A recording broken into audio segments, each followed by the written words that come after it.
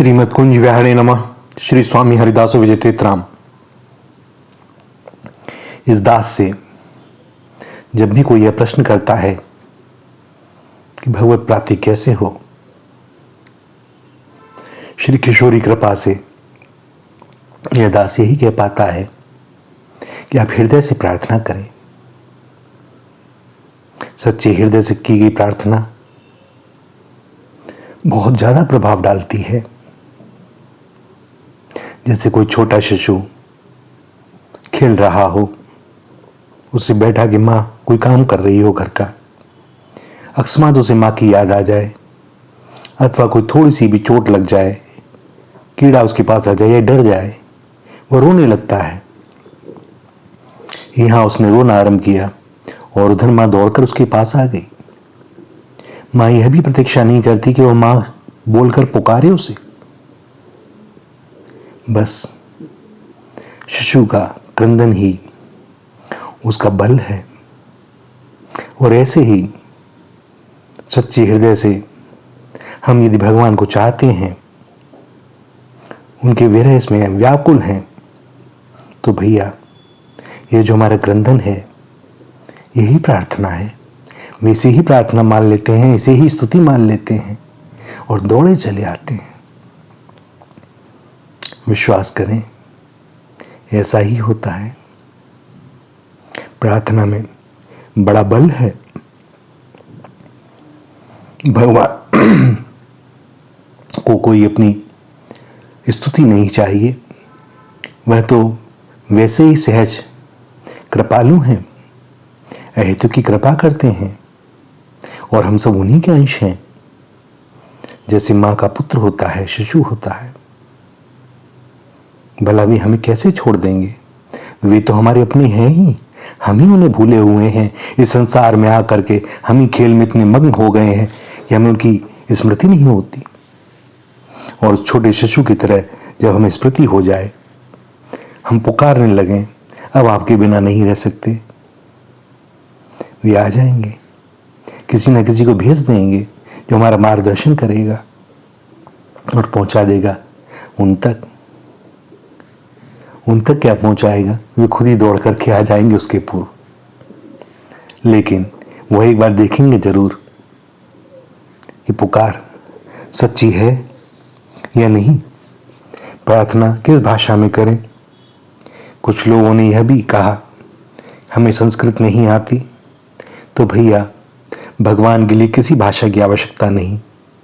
आप उन्हें देव भाषा में पुकारेंगे तभी कोई लाभ होगा, ऐसा नहीं है। सारी भाषाएं वहीं से निकली हैं। वे तो हृदय की भाषा को जानते हैं, वे तो भाव की भाषा को जानते हैं। सो हमारी जो भी मातृभाषा हो, बोल ना पाए तो रूंधे गले से ही, रोते हुए ही सही, शब्द ना निकल रहे हो तो अस्फुट स्वर ही सही, किंतु कुछ तो निकले उनके लिए और वे उसी को स्वीकार कर लेंगे। भगवान सारी भाषा समझते हैं। उनकी प्रार्थना के लिए किसी विशेष प्रकार के शब्दों की कोई आवश्यकता नहीं, लेकिन यह दृढ़ विश्वास अवश्य होना चाहिए कि भगवान मेरी निर्दोष प्रार्थना को अवश्य अवश्य पूर्ण करेंगे। सांसारिक अभाव की पूर्ति, निर्दोष धन मान आदि की प्राप्ति, रोग नाश, स्वास्थ्य लाभ, विपत्ति निवारण आदि के लिए भी विश्वास पूर्वक प्रार्थना करने पर आश्चर्यजनक फल प्राप्त होता है। किंतु ये सारी प्रार्थनाएं ऐसी हैं जैसे सूर्य से जुगनू का प्रकाश मांगना, अनंत वैभवशाली उदार राजा से कुछ कौड़ियां मांगना, अनित्य और अपूर्ण वस्तु या स्थिति विशेष की प्राप्ति के लिए भगवान से प्रार्थना करना कदापि बुद्धिमानी नहीं है। यह तो एक प्रकार का लड़कपन है, और लड़कपन समझकर भगवान अप्रसन्न भी नहीं होते। और इसीलिए सकाम भावना से आरती नाश, अर्थ प्राप्ति आदि के लिए भी अन्य भाव से केवल प्रार्थना करने पर भी भगवान अपने सहज दयालु स्वभाववश उसकी सकामता का हरण करके अंत में उसे अपनी निष्काम भक्ति देकर अपनी प्राप्ति करा देते हैं। कोई कैसे भी भजे, भगवान को भजने वाला अंत में भगवान को प्राप्त कर ही लेता है। ऐसी कोई प्रार्थना कभी नहीं करनी चाहिए जिससे किसी भी रूप में किसी दूसरे प्राणी का तनिक भी अहित होता हो। भगवान की दृष्टि में सभी उनके स्वरूप हैं या उन्हीं के अंग हैं। हम उन्हीं के किसी स्वरूप या अंग का हित उन्हीं से चाहेंगे तो वह कैसे प्रसन्न होंगे। सो इस बात का हमें सदैव स्मरण रखना चाहिए। मान लीजिए कोई पुत्र अपनी स्नेही माँ से कहे कि माँ, मेरे यह भाई बहन अच्छे नहीं हैं, तुम उन्हें निकाल दो या तुम उन्हें मारो, तो क्या माँ ऐसे पुत्र से प्रसन्न हो सकती है? अपने ही अंग या अपनी संतान को कौन दंड देना चाहेगा अकारण? हाँ, माँ से यह प्रार्थना करना अवश्य श्रेष्ठ है कि माँ, मेरे अमुक भाई बहन ठीक बर्ताव नहीं करते, अतएव तुम उनकी बुद्धि शुद्ध कर दो, उनमें सुधार कर दो, जिससे उनके द्वारा बुरा बर्ताव ना हो, वे सबके साथ प्रेम का बर्ताव करें। तो तुम मेरी दूषित वृत्ति या विपरीत दृष्टि का भी नाश कर दो, जिससे मुझे उनके दोष दिखाई दे रहे हैं।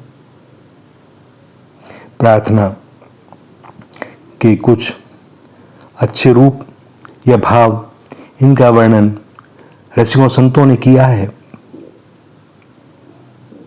आप भी एक बार श्रवण मनन करें और जब भी प्रार्थना करें, जरूरी नहीं आपके इन्हीं शब्दों का उपयोग करें। प्रार्थना हो हृदय से हो, जो भी आपके भाव उमड़ते हों, अपनत्व से भरे, आत्मीयता से भरे, एकमात्र उन्हीं के लिए। भगवान तुम्हारा मंगल में संकल्प पूर्ण हो, भगवान तुम्हारी मंगल में चाह पूर्ण हो, मेरे मन में कोई चाह उत्पन्न ही ना हो, और यदि हो तो तुम्हारी चाह के अनुकूल हो। यदि तुम्हारी चाह के प्रतिकूल कोई इच्छा उत्पन्न हो तो उसे कभी पूरा मत करना।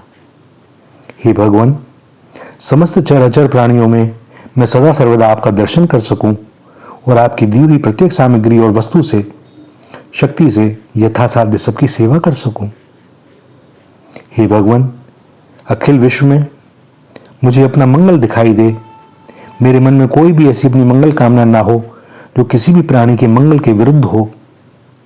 मेरे प्रत्येक मंगल में सबका मंगल समाया हुआ हो और सबके मंगल में मेरा मंगल भरा हुआ हो।